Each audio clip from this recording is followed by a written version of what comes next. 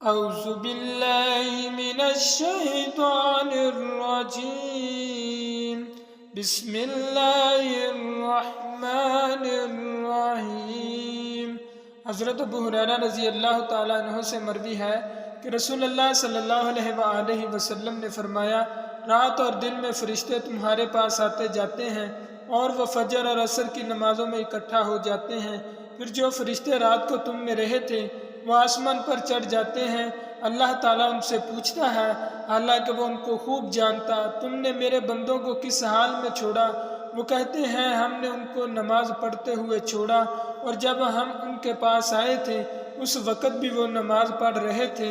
حضرت ابو ہریرہ رضی اللہ تعالیٰ عنہ سے روایت ہے کہ رسول اللہ صلی اللہ علیہ وآلہ وسلم نے فرمایا، جب کوئی شخص سورج ڈوبنے سے پہلے عصر کی 1 رکعت پا لے تو وہ اپنی نماز پوری کر لے، اس کی نماز ادا ہو گئی، اور جو کوئی سورج نکلنے سے پہلے فجر کی 1 رکعت پا لے وہ بھی اپنی نماز پوری کر لے۔ حضرت عبداللہ بن عمر رضی اللہ تعالیٰ عنہ سے روایت ہے، انہوں نے کہا، رسول اللہ صلی اللہ علیہ وآلہ وسلم کو فرماتے ہوئے سنا، آپ صلی اللہ علیہ وآلہ وسلم فرما رہے تھے کہ تم سے پہلے کی امتوں کے مقابلہ میں تمہاری زندگی صرف اتنی ہے جتنا عصر سے سورج ڈوبنے تک کا وقت ہوتا ہے، تو رات والوں کو تو رات دی گئی، انہوں نے اس پر صبح سے عمل کیا، پھر دوپہر تک، پھر وہ عاجز آ گئے اور پورا نہ کر سکے۔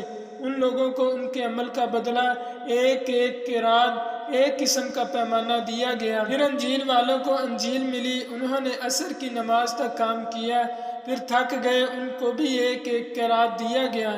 پھر ہم مسلمانوں کو قرآن ملا، ہم نے سورج ڈوبنے تک کام کیا اور کام پورا کر دیا، ہمیں 2 قرات دیے گئے۔ اب تورات اور انجیل والے کہنے لگے، اے ہمارے رب، تو نے ان مسلمانوں کو 2 قرات دیے اور ہم کو ایک قرات دیا، حالانکہ ہم نے ان سے زیادہ کام کیا ہے۔ اللہ تعالیٰ نے فرمایا، تو کیا میں نے اجر دینے میں تم پر ظلم کیا ہے؟ انہوں نے کہا، نہیں۔ اللہ تعالیٰ نے فرمایا، تو یہ میرا فضل ہے جسے میں چاہوں دے سکتا ہوں۔